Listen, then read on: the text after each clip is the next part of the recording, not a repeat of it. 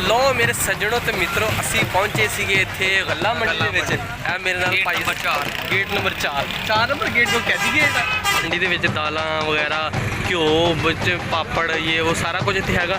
बाकी अगे अगे कि आटे दे थैले किन्ने ज़्यादा ढेर लगे हुए इत्थे और ट्रक्कां दे ट्रक इत्थे आंदे पे हैगे आ।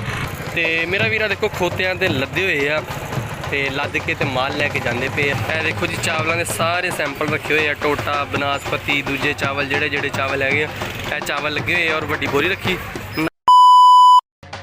लो मेरे सज्जनों ते मित्रों असी पहुंचे सीगे इत्थे गल्ला मंडी दे विच। ए मेरे नाल भाई गेट नंबर 4 नंबर गेट को कहदी गेट बस नहीं भी ब्लॉग लगेगा ਤੁਹਾਡੇ ਉੱਤੇ। अच्छा गेट नंबर 4 कैदी वार्ड जी होंगी ना।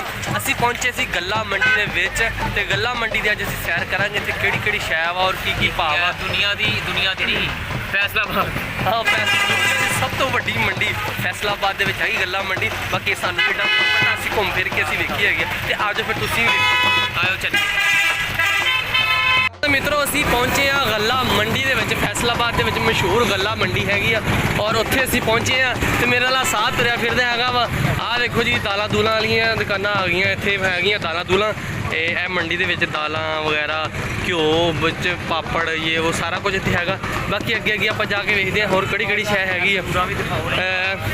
लो जी रमज़ान आने वाला वा ते और अगे इत्थे देखो जी खजूरां वगैरह भी इत्थे पईयां होईयां वा बड़ियां मज़े दियां और खूबसूरत खजूरां हैगियां। मेरा वीर तुसीं भी इत्थे आओ ते इंजॉय करो नाल। ते मंडी दे विच वाड़ा ये हैगे आ लैना सारे तो की लैना हैगा मंडी दे विचों खोपरा है खोपरा नारियल। लो मेरा वीर तुसीं आ वेखदे होवोगे तुसीं वेखोगे कि इत्थे नारियल बादाम होर इत्थे किहड़ी चीज़ हैगी इत्थे बहुत कुछ हैगा। और इत्थे चीनी दियां तुसीं देखो कितनियां ज़्यादा बोरियां। अगे तुसीं आ जाओ आ देखो जी आ चीनी वो आटा साद आटा। तुसीं आ देखदे होवोगे कि आटे दे थैले किन्ने ज़्यादा ढेर लगे हुए इत्थे और ट्रक्कां दे ट्रक इत्थे आंदे पे हैगे आ। आटे दे जेह्ड़े लोग लैके आ रहे और इधर दी साइड ते तुसीं देखो चीनी भी हैगी है और आटा भी हैगा। यार मेरा वीर तुसीं आ देखदे होवोगे कि इत्थे चीनी आटा किद्दां ढेर लगे हुए लेकिन मिलदा बहुत महंगा पिया वा। पता नहीं इसदी की वजह वा। अगे तुसीं आ जाओ अगे तुसीं होर आओगे तो तुहानूं अगे दिखाने हैगे इत्थे। अगे तुसीं आ जाओ इत्थे घ्यो वाली दुकानां आ गईयां अगे आ देखो जी घ्यो वाली दुकानां आ गई वा और घ्यो के नाल अगे तुसीं आ जाओ अगे इत्थे मसाले मसूले वगैरह दी दुकानां हैगियां वा नाल इधर तुसीं देखो पूरी मंडी है फैसलाबाद दे विच गल्ला मंडी हैगी आ।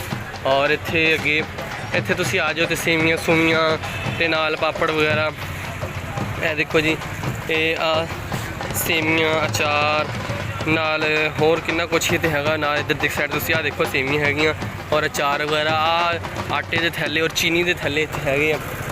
ते मेरा वीरा देखो खोतियां ते लदे हुए आ ते लद के ते माल लैके जांदे पे आ। और इत्थे तुसीं देखो कि कितना ज़्यादा इत्थे माल पिया होया वा। आ साथ अगे आ जा होर अगे आ जाओ मेरा वीर तुसीं भी नाल मेरे आ जाओ ते आ जा लोग इत्थे क्योंकि रिक्शियां ते लोड किया जाता वा माल वगैरह रिक्शे गड्डियाँ सारा कुछ इत्थे हैगा वा। और तुसीं देखदे होवोगे कि पापड़ भी बेचदा पिया भाई इत्थे ठीक है।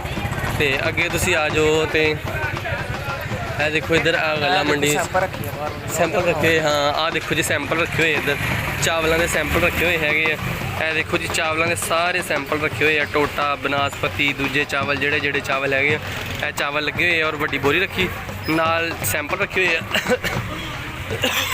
मिर्चां ज़्यादा इत्थे बहुत ज़्यादा पैंदियां पे हैगियां ते आ सेवियां के पैकेट वगैरह भी रखे हुए हैं। आ सेवियां किद्दां भाईजान किलो का हिसाब है की हिसाब आ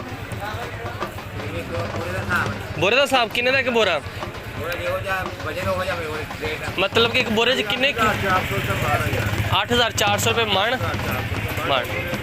ओके 8,400 रुपये मन सेवियां एडियां महंगियां ले कर लो मेरा वीर तुसीं अगे देखो कि आ खजूरां भी हैगियां इत्थे ठीक है। खजूरां वा नाल जेह्ड़े दही भल्लें दे विच पाउण वास्ते नाल मिर्चां वगैरह सारा समान इत्थे पिया होया वा। ते अगे तुसीं आ जाओ इत्थे देखो तुसीं किन्ना ज़्यादा रश हैगा वा। और इत्थे सारे तुसीं देखदे हो ये गल्ला मंडी क्योंकि शाम का टाइम हैगा आस्ता आस्ता हुण ते मुक जानी हैगी गल्ला मंडी दे विच लोग जाना रहे होंदे आ क्योंकि सुबह टाइम ज़्यादा रश होंदा वा इस टाइम ते रश घट जांदा वा। ते बाकी असीं घूमदे पे गल्ला मंडी दे विच मिर्चां उड्डदियां पियां वा ਕਿਉਂਕਿ ਅਸੀਂ ਇੱਥੇ ਜਿਹੜੇ ਲੋਕ ਇੱਥੇ ਰਹਿਣ ਵਾਲੇ ਉਹਨਾਂ ਨੂੰ ਇੰਨਾ ਮਸਲਾ ਨਹੀਂ ਹੁੰਦਾ। ਅਸੀਂ ਬਾਹਰੋਂ ਆਏ ਨਾ ਤੇ ਇਹਦੀ ਵਜ੍ਹਾ ਤੇ ਸਾਨੂੰ ਇੱਦਾਂ ਹੋ ਰਿਹਾ ਹੈਗਾ ਵਾ। ਤੇ ਇੱਥੇ ਤੁਸੀਂ ਦੇਖਦੇ ਹੋਵੋਗੇ ਕਿ ਅੱਗੇ ਇੱਥੇ ਘਿਓ ਦੇ ਲੈਣ ਵਾਸਤੇ ਲੋਕਾਂ ਦੀਆਂ ਲਾਈਨਾਂ ਲੱਗੀਆਂ ਹੋਈਆਂ, ਤੁਸੀਂ ਵੇਖਦੇ ਹੋਵੋਗੇ। ਇਹ ਘਿਓ ਲੋਡ ਕੀਤਾ ਹੋਇਆ ਵਾ ਔਰ ਤੁਸੀਂ ਦੇਖੀ ਜਾਓ ਇੱਥੇ ਕਿਹੜੀ ਕਿਹੜੀ ਸ਼ੈ ਹੈਗੀ ਹੈ।